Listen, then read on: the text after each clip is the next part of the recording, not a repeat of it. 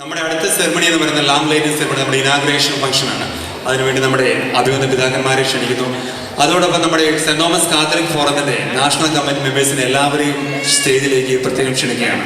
പ്രത്യേകം ഓർമ്മിക്കുന്നു, saint Thomas catholic ഫോറത്തിന്റെ നാഷണൽ കമ്മിറ്റി മെമ്പേഴ്സിനെ എല്ലാവരെയും സ്റ്റേജിലേക്ക് പ്രത്യേകം ക്ഷണിക്കുകയാണ്.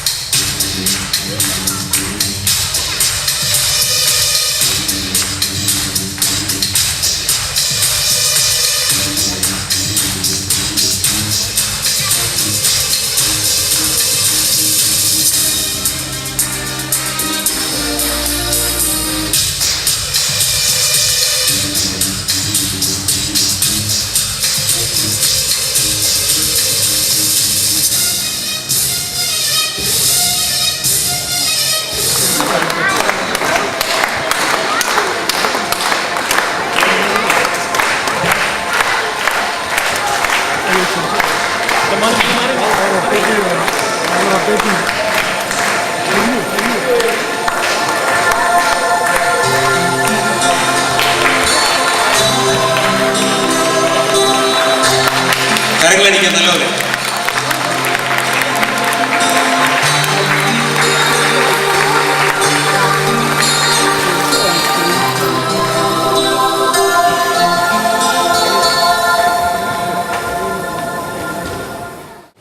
Laity commission secretary advocate V C Sebastian, യാനച്ച, മാത്യുവച്ച, പ്രിയമുള്ള നസ്രാണി ക്രൈസ്തവ മക്കളെ, മൂന്നിലധികം പിതാക്കന്മാരെ പ്രസംഗിച്ചു കഴിഞ്ഞാൽ പിന്നെ ഞങ്ങൾ വൈദികരെ ഒന്നും പറയാൻ പാടില്ല എന്നാണ് ഞാൻ മനസ്സിലാക്കുന്നത്.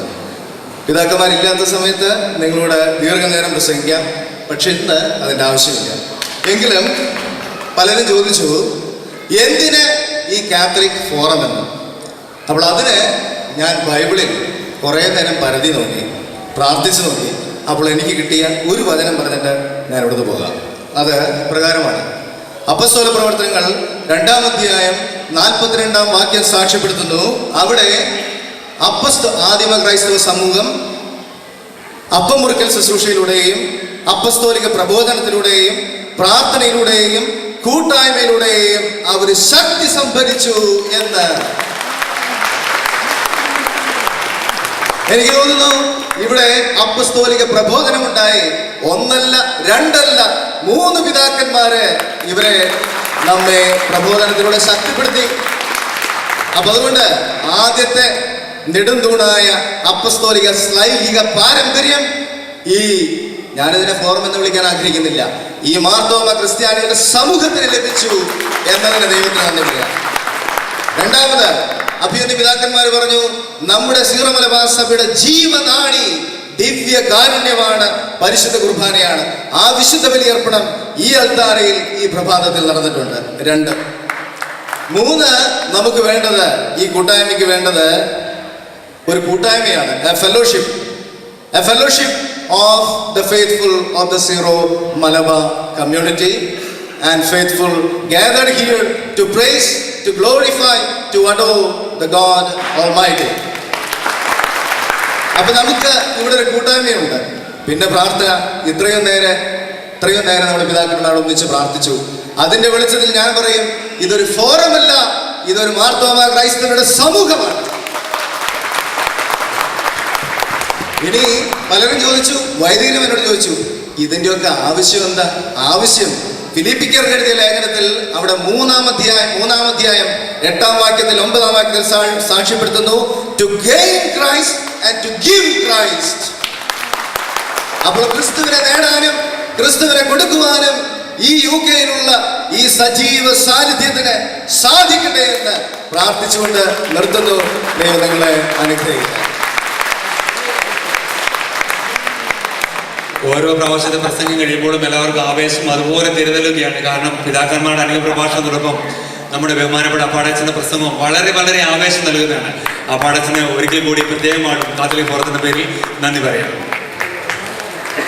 നമ്മളുടെ അടുത്ത പ്രോഗ്രാം എല്ലാവരും ആകാംക്ഷയോടെ കാത്തിരിക്കുന്ന നമ്മുടെ റെമിജോസ് പിതാവിന്റെ അനുഗ്രഹ പ്രഭാഷണമാണ്. റെമിജോസ് പിതാവിനെ ക്ഷണിക്കുന്നതിന് മുമ്പായിട്ട് ഞാൻ പിതാവിന്റെ ജീവചരിത്രത്തിൽ ചെറുതായിട്ടൊന്ന് കടന്നു പോവുകയാണ്. 1961 ജൂലൈ 26 താമരശ്ശേരി രൂപതയിലെ വെറ്റിലപ്പാറ ഇടവകയിൽ ജനിച്ചു. വെറ്റിലപ്പാറയിലും അരീക്കോടുമായിട്ട് സ്കൂൾ വിദ്യാഭ്യാസം പൂർത്തിയാക്കി. തലശ്ശേരി സെന്റ് ജോസഫ് സെമിനാരിൽ നിന്നും വൈദിക പഠനം പൂർത്തിയാക്കി. 1987 ഡിസംബർ 12 പുരോഹിതനായി അഭിഷേകം ചെയ്യപ്പെട്ടു. പിതാവ് MA ഇംഗ്ലീഷ് ലിറ്ററേച്ചറിൽ MA എടുക്കുകയും അതിനുശേഷം റോമിൽ കാനൻ ലോയിൽ ഡോക്ടറേറ്റ് നേടുകയും ചെയ്തിട്ടുണ്ട്. അതിനുശേഷം 23 വർഷക്കാലം താമരശ്ശേരി രൂപതയുടെ വിവിധ തസ്തികകളിൽ വളരെ നല്ല മനോഹരമായ രീതിയിൽ ഒത്തിരി സേവനങ്ങൾ അർപ്പിച്ചിരുന്നു. 23 വർഷക്കാലം എന്ന് പറയുമ്പോൾ നമ്മൾക്കറിയാം, ചുരുങ്ങിയ ഒരു കാലഘട്ടമല്ല, വളരെ വളരെ നീണ്ട ഒരു കാലഘട്ടമാണ്. അതിനുശേഷം 2010 ഏപ്രിൽ 8 താമരശ്ശേരി രൂപതയുടെ 3ാമത്തെ ബിഷപ്പായി സ്ഥാനാരോഹണം ചെയ്യപ്പെട്ടു. ഞാൻ പറയുമ്പോൾ നമ്മൾക്ക് എല്ലാവരും പറയാറുണ്ട്, നമ്മുടെ കേരളത്തിലുള്ള ബിഷപ്പുമാരിൽ ഏറ്റവും പ്രായം കുറഞ്ഞൊരു ബിഷപ്പാണ് നമുക്ക് ഇവിടെ എത്തിയിരിക്കുന്ന നമ്മുടെ ബഹുമാനപ്പെട്ട റെമിജോസ് പിതാവ്. അതുകൊണ്ട് തന്നെ എല്ലാവരും പറയുക വളരെ ഊർജ്ജസ്വലരും പണ്ഡിതനും വാഗ്മിയുമാണെന്നാണ്. എന്ന് ഞാൻ പറയുമ്പോൾ ബാക്കി പിതാക്കന്മാർ ഊർജ്ജസ്വലരെന്നല്ല കേട്ടോ.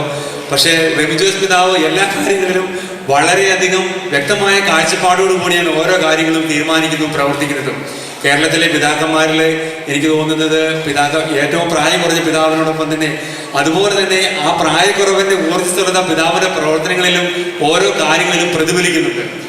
ഒത്തിരി സ്നേഹത്തോടെയാണ് പിതാവിനെ ഞങ്ങൾ ഇവിടെ വരവേൽക്കുന്നത്. എല്ലാവരും ഓർമ്മിക്കേണ്ട പ്രത്യേക ഒരു കാര്യം, പിതാവ് വന്നിരിക്കുന്നത് ഈ ഒരു പ്രോഗ്രാമിന് വേണ്ടി മാത്രമാണ് വന്നിരിക്കുന്നത്.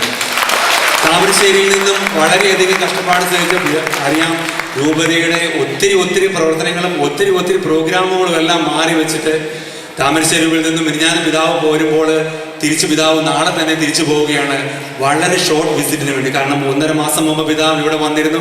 കുറേ സ്ഥലങ്ങളിൽ 9 സ്ഥലങ്ങളിൽ പിതാവ് വിസിറ്റിംഗ് നടത്തിയിരുന്നു. അതിനുശേഷം അമേരിക്കയിലാണെന്നോ, അമേരിക്കയിൽ നിന്നും വെറും 4-5 ദിവസം മുമ്പാണ് താമരശ്ശേരി തിരിച്ചെത്തിയത്. അതിനുശേഷം ഞങ്ങൾ പിതാവിനെ വിളിക്കുമ്പോൾ പിതാവ് പറഞ്ഞു, മക്കളെ ഞാൻ വരണം. അപ്പൊ ഞങ്ങൾ പറഞ്ഞു, പിതാവ് വരണം, ഞങ്ങൾക്ക് ഒരു അനുഗ്രഹ പ്രഭാഷണം തരണം, ഞങ്ങൾക്ക് ആവശ്യം തരണം. പിതാവ് പറഞ്ഞു, ഓക്കെ, നിങ്ങൾക്ക് വേണ്ടി നിങ്ങളുടെ ഈ മൂവ്മെന്റിന്, മാർത്തോമാ കത്തോലിക്കയുടെ മൂവ്മെന്റിന് വേണ്ടി ഞാൻ വരികയാണെന്ന് പറഞ്ഞു. അങ്ങനെ ഇതിനു വേണ്ടി മാത്രമാണ് പിതാവ് ഇവിടെ എത്തിച്ചേർന്നത്. അത് ഞങ്ങളെല്ലാവരും വളരെ നന്ദിയോടും വളരെ ഒത്തിരി സ്നേഹത്തോടും കൂടി പിതാവിനെ ഓർക്കുകയാണ്. പിതാവിനെ ഒത്തിരി സ്നേഹത്തോടെ നമ്മളോട് സംസാരിക്കാൻ വേണ്ടി പ്രത്യേകം ക്ഷണിക്കുന്നു.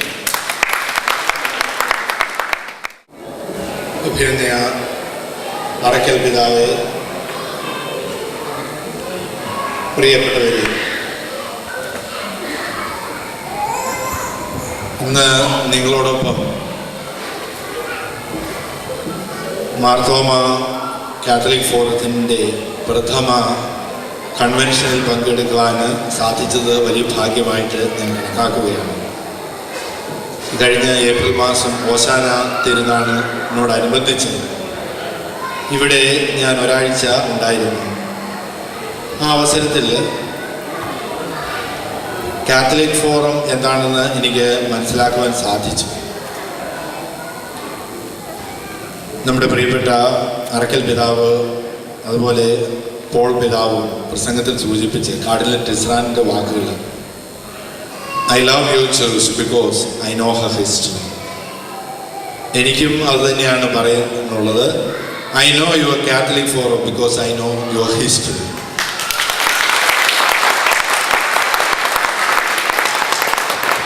ഇവിടെ വരുമ്പോൾ നിങ്ങൾ അനുഭവിച്ചിട്ടുള്ള ബുദ്ധിമുട്ടുകൾ, നാട്ടിൽ നിന്നും ഇവിടെ എത്തിയതിനു ശേഷം നിങ്ങൾക്ക് ലഭിച്ചിട്ടുള്ള ആ വലിയ വിശ്വാസം പ്രഘോഷിക്കുവാൻ നിങ്ങൾക്ക് മുൻപിലുള്ള തടസ്സങ്ങൾ, ബുദ്ധിമുട്ടുകൾ, അത് വളരെ നിസ്സാരമാണ്. പക്ഷേ ആ ഒരു ഹഡിൽ അത് മാറി കിട്ടുന്നില്ല. അത് മാറുവാൻ വേണ്ടി നിങ്ങൾ കഠിനമായിട്ട് അധ്വാനിക്കുന്നുണ്ട്. അന്ധകാര ശക്തികൾ നിങ്ങളുടെ പ്രയാണത്തെ, നിങ്ങളുടെ മുന്നോട്ടുള്ള യാത്രയെ വ്യത്യസ്തമായ രീതിയിൽ തടസ്സപ്പെടുത്തുന്നു എന്ന് ആ കഴിഞ്ഞ ഒരാഴ്ചത്തെ ഇവിടുത്തെ താമസം കൊണ്ട് എനിക്ക് മനസ്സിലാക്കുവാൻ സാധിച്ചു. അതുകൊണ്ട് ആ അവസരത്തിൽ ഇതിന് നേതൃത്വം നൽകിയവരോട് ഞാൻ പറഞ്ഞു, നിങ്ങൾ ധൈര്യമായിട്ട് മുന്നോട്ട് പോകുക, ഞങ്ങളുടെ എല്ലാവിധ പിന്തുണയും നിങ്ങൾക്കുണ്ടാകും.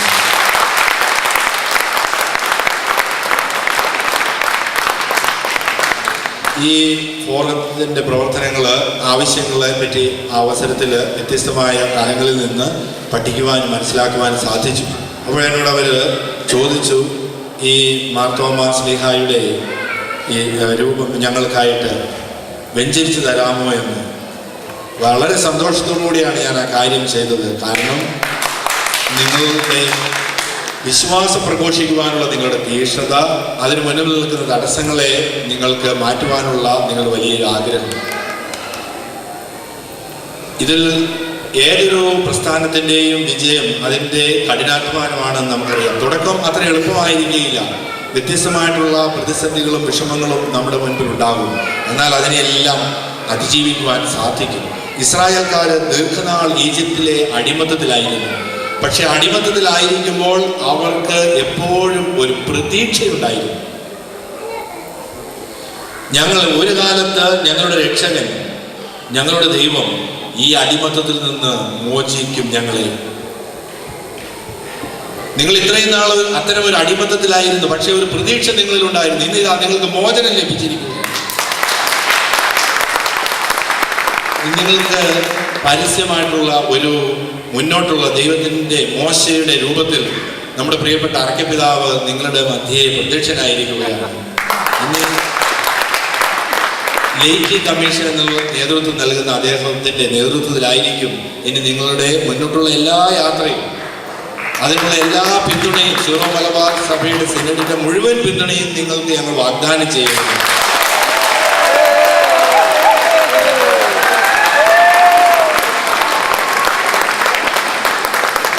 കാരണം നിങ്ങളുടെ മുൻപിലുള്ള ലക്ഷ്യം സഭാവിരുദ്ധമല്ല. അതിനപ്പുറത്ത് തോമാസ് സ്ലീഹായിൽ നിന്ന് ലഭിച്ചിട്ടുള്ള വിശ്വാസം പ്രഘോഷിക്കുക, സജീവമായിട്ട് പ്രഘോഷിക്കുകയും പങ്കുവെക്കുകയും വരും തലമുറയിലേക്ക് പങ്ക് നൽകുകയും ചെയ്യുക എന്നുള്ളത് മാത്രമാണെന്ന് ഞങ്ങൾക്ക് പൂർണ്ണമായും ബോധ്യമുണ്ട്.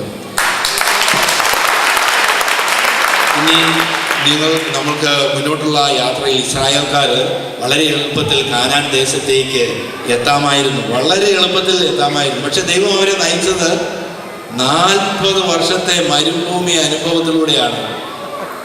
അതെന്തിനായിരുന്നു എന്ന് ചോദിച്ചാൽ അത് അറിഞ്ഞുകൂടാ. അത് ദൈവത്തിൻ്റെ വഴിയാണ്. നിങ്ങൾക്കും കാനാൻ ദേശത്തേക്കുള്ള യാത്ര എളുപ്പത്തിൽ നിങ്ങൾ വിചാരിക്കും വളരെ എളുപ്പത്തിൽ അപ്പുറം കടക്കാമെന്ന്, കാനാൻ ദേശത്തേക്ക് എത്തുമെന്ന്. പക്ഷെ ഒരിക്കലും എത്തുകയില്ല. നിങ്ങളും മരുഭൂമി അനുഭവത്തിലൂടെ കടന്നു പോയിട്ടാണ് നിങ്ങൾ പ്രതീക്ഷിക്കുന്ന കാനാൻ ദേശത്തേക്ക് എത്തുകയുള്ളൂ. ആ യാത്രയിലും ഒരു പ്രതീക്ഷയുണ്ട്. ഇസ്രായേൽക്കാർക്ക് എപ്പോഴും ഒരു പ്രതീക്ഷയാണ് കാനാൻ ദേശം. അതായിരുന്നു വാഗ്ദാനം ചെയ്തിരുന്ന ഭൂമി. ആ ഭൂമിയിലേക്ക് എത്തിച്ചേരുവാൻ വേണ്ടി അവരുടെ ദുരിതം നിറഞ്ഞ യാത്ര അത് നിങ്ങളുടെ മുൻപിലും ഉണ്ടാകും. പക്ഷെ നിങ്ങൾ നിരാശപ്പെടരുത്, ഭയപ്പെടരുത്. ഒരുമിച്ച് നിൽക്കുമ്പോൾ എന്തും സാധിക്കും. നിങ്ങൾ ഒരിക്കലും പിളരുകയില്ല എന്ന് വിചാരിച്ചിരുന്ന കടൽ പിളർത്തുവാൻ ദൈവത്തിന് സാധിക്കും. ദാഹിച്ചു പൊരിയുമ്പോൾ എവിടെ നിന്നും ജലം കിട്ടുകയില്ല എന്ന് കരുതി നിരാശപ്പെടുന്ന അവസരങ്ങളിൽ പാറയിൽ നിന്ന് ദൈവം നിങ്ങൾക്ക് ജലം നൽകും. വിശന്നിനി ഞങ്ങൾ ഇവിടെ ഈ ഭൂമിയിൽ മരിക്കുക മാത്രമേ ഉള്ളൂ എന്ന് പ്രതീക്ഷ അസ്തമിക്കുമ്പോൾ സ്വർഗത്തിൽ നിന്ന് മന്ന ദൈവം നിങ്ങൾക്ക് നൽകും. ഇനി അന്ധകാരത്തിന്റെ നിമിഷങ്ങളിൽ ഒരു നിമിഷം പോലും മുന്നോട്ട് നീങ്ങാൻ സാധിക്കുകയില്ല. ഇരുട്ടിൽ തപ്പിത്തടയുമ്പോൾ ദീപസ്തംഭമായിട്ട് ദൈവം നിങ്ങളുടെ മുൻപിൽ അവതരിക്കും. വെയിൽ കൊണ്ട് നിങ്ങൾ പൊരിയുമ്പോൾ മേഘത്തിൻ്റെ തണല് ദൈവം നിങ്ങൾക്ക് നൽകും. അപ്പോഴും യാത്ര മരുഭൂമിയിലൂടെയാണ് ആയിരിക്കുമെന്ന് ഒരിക്കലും മറക്കരുത്. ആ ഒരു പ്രതീക്ഷ നിങ്ങളുടെ മനസ്സിലെപ്പോഴും ഉണ്ടായിരിക്കും. എങ്കിലും നിങ്ങൾക്ക് വലിയ പ്രതീക്ഷയുള്ള കാനാൻ ദേശത്തേക്ക് ദൈവം നിങ്ങളെ നയിക്കുക തന്നെ ചെയ്യും. നിങ്ങൾക്ക് നിങ്ങളുടെ ഉള്ളിൽ സജീവമായിട്ടുള്ള ആ തീക്ഷ്ണത എന്നും ജ്വലിക്കട്ടെ എന്ന് ഞാൻ ഈ അവസരത്തിൽ പ്രാർത്ഥിക്കുകയാണ്. നിങ്ങൾക്കതിന് സാധിക്കും. നിങ്ങൾക്ക് ആരും ഒരു ശക്തിക്കും നിങ്ങളെ പിന്തിരിപ്പിക്കാൻ സാധിക്കില്ല. ഒരു ശക്തി അത്ര സജീവമാണ് നിങ്ങളുടെ തീക്ഷ്ണതയും വിശ്വാസവും. അതെല്ലാം നിങ്ങൾ കാരണം നിങ്ങളെ പിന്തിരിപ്പിക്കാൻ സാധിക്കാത്തതിന് കാരണം നിങ്ങൾ തീയിൽ കുരുത്തവരാണ്. വെയിലത്ത് വാടുകയില്ല. നിങ്ങൾക്ക് ശക്തമായി അതുപോലുള്ള പ്രതിസന്ധികളിലൂടെ കടന്നു പോകുമ്പോൾ നിങ്ങൾക്ക് ഏത് വെയിൽ വന്നാൽ നിങ്ങൾ വാടാൻ പോവുകയില്ല. ഈ കഴിഞ്ഞ ദിവസങ്ങളിൽ നിങ്ങൾ അനുഭവിച്ചിട്ടുള്ള ബുദ്ധിമുട്ടുകളും വിഷമങ്ങളും ഞങ്ങൾക്കറിയാം. അതുപോലെ എല്ലാം അതിജീവിച്ചുകൊണ്ട് ഇത്രയും ആളുകൾ നിങ്ങളിവിടെ എത്തിയത് തന്നെ നിങ്ങളുടെ ശക്തമായ കൂട്ടായ്മയാണ്. എന്നാൽ നമുക്ക് വിശ്വാസത്തിൻ്റെ തലങ്ങളിൽ നമുക്ക് ആരെയും തോൽപ്പിക്കാനില്ല. ദൈവത്തിന് മുൻപിൽ ഒന്നു ചേർന്ന് മുന്നോട്ട് യാത്ര ചെയ്യുക എന്നത് മാത്രമേ ഉള്ളൂ. തീർച്ചയായിട്ടും ഒരുമിച്ച് നമുക്ക് യാത്ര ചെയ്യണം. സഭാപ്രസംഗം 4-ാം അധ്യായം വായിക്കുമ്പോൾ മനോഹരമാണ്. ഒറ്റയ്ക്ക് നിൽക്കുന്നവനെ പിശാച് കീഴ്പ്പെടുത്തും. കൂട്ടായിട്ട് പ്രവർത്തിച്ചാൽ ആർക്കും തോൽപ്പിക്കാൻ സാധിക്കുകയില്ല. സഭാപ്രസംഗൻ പറയുകയാണ്, മുപ്പരിച്ചരട് പൊട്ടിക്കുവാൻ സാധിക്കുകയില്ലല്ലോ എന്ന്. ഒറ്റയ്ക്ക് നിൽക്കുന്ന ഒരു ചരട്, 3 ചരട് ഒരുമിച്ച് പിരിഞ്ഞിരിക്കുമ്പോൾ അത് പൊട്ടിക്കാൻ സാധിക്കുകയില്ല. നിങ്ങൾ ഒരു മുപ്പരിച്ചരട് പോലെ ആയിരിക്കട്ടെ എന്ന് ഞാൻ ഈ അവസരത്തിൽ ആശംസിക്കുകയാണ്, പ്രാർത്ഥിക്കുകയാണ്. നിങ്ങളുടെ ഈ കണ്ണ് നിങ്ങളെ ആർക്കും തകർക്കാൻ സാധിക്കുകയില്ല. നിങ്ങളെപ്പോഴും പ്രതീക്ഷയോടുകൂടി നമുക്ക് മുൻപിൽ ഒരു കാനാൻ ദേശം ഞങ്ങൾക്കുണ്ട് എന്നുള്ള വലിയ പ്രതീക്ഷ നിങ്ങൾ നിലനിർത്തുക. നിങ്ങൾക്ക് മുന്നോട്ട് പോകുവാൻ സാധിക്കും. ദൈവം നിങ്ങൾക്ക് അതിനുള്ള എല്ലാ കൃപകളും വരട്ടെ എന്ന് ഞാൻ പ്രാർത്ഥിക്കുകയാണ്. നമ്മുടെ നമ്മുടെ പിതാക്കന്മാരിൽ പിതാവ് തന്നെയായ വിശുദ്ധ ഫ്രാൻസിസ് അസീസിയുടെ മനോഹരമായ പ്രാർത്ഥനയുണ്ട്. ആ പ്രാർത്ഥനയോട് ചേർന്നാണ് എല്ലാവരും ക്രൈസ്തവ ജീവിതം നയിക്കേണ്ടത്. ഒരിക്കലും മറന്നു പോകാൻ പാടില്ല. വിശുദ്ധ ഫ്രാൻസിസ് അസീസി പഞ്ചക്ഷരങ്ങളുള്ളവനായിരുന്നു. രണ്ടാമത്തെ ക്രിസ്തു എന്ന് വിശേഷിപ്പിക്കുകയാണ്. അത്ഭുതങ്ങളിൽ അത്ഭുതമാണ് വിശുദ്ധൻ. മറ്റൊരു വിശുദ്ധൻ അതുപോലെ മുൻപും ഉണ്ടായിട്ടില്ല, ഇനി ഉണ്ടാകുമെന്ന് പ്രതീക്ഷിക്കുന്നുമില്ല. എല്ലാ കാലത്തെയും വിശുദ്ധനാണ്. വിശുദ്ധൻ നൽകുന്ന സമാധാന പ്രാർത്ഥന അത് നമ്മുടെ ഹൃദയത്തിൽ സൂക്ഷിക്കുക. ഈ ഫോറത്തിൻ്റെ ഒരു പ്രാർത്ഥനയായിട്ടുള്ളത് സ്വീകരിക്കണം. കർത്താവേ, എന്നെ ഒരു സമാധാനത്തിൻ്റെ ഉപകരണമാക്കി മാറ്റണമേ. വിദ്വേഷമുള്ളിടത്ത് സ്നേഹവും, ദ്രോഹമുള്ളിടത്ത് ക്ഷമയും, സന്ദേഹമുള്ളിടത്ത് വിശ്വാസവും, നിരാശയുള്ളിടത്ത് പ്രത്യാശയും, സന്താപമുള്ളിടത്ത് സന്തോഷവും, അന്ധകാരമുള്ളിടത്ത് പ്രകാശവും ഞാൻ വിതയ്ക്കട്ടെ. ഓ ദിവ്യനാഥ, ആശ്വസിപ്പിക്കപ്പെടുന്നതിനേക്കാൾ ആശ്വസിപ്പിക്കുവാനും, മനസ്സിലാക്കപ്പെടുന്നതിനേക്കാൾ മനസ്സിലാക്കുവാനും, സ്നേഹിക്കപ്പെടുന്നതിനേക്കാൾ സ്നേഹിക്കുവാനും എനിക്കിടയാകട്ടെ. എന്തുകൊണ്ടെന്നാൽ കൊടുക്കുമ്പോഴാണ് ലഭിക്കുന്നത്, ക്ഷമിക്കുമ്പോഴാണ് ക്ഷമിക്കപ്പെടുന്നത്, മരിക്കുമ്പോഴാണ് നിത്യജീവനിലേക്ക് പ്രവേശിക്കുന്നത്. ഈ പ്രാർത്ഥന ഈ ഫോറത്തിൻ്റെ പ്രാർത്ഥനയായിട്ട് സ്വീകരിക്കണമെന്ന് ഞാൻ അഭ്യർത്ഥിച്ചുകൊണ്ട് ഈ വെബ്സൈറ്റ് ഞാൻ ഉദ്ഘാടനം ചെയ്യുക. ukstcf.org.uk ഇത് ഡിസൈൻ ചെയ്തിരിക്കുന്നത് ലിജു, ജിനി, ജിന്തി എന്നിവരാണ്. നമ്മൾ കരങ്ങളടിക്കാം.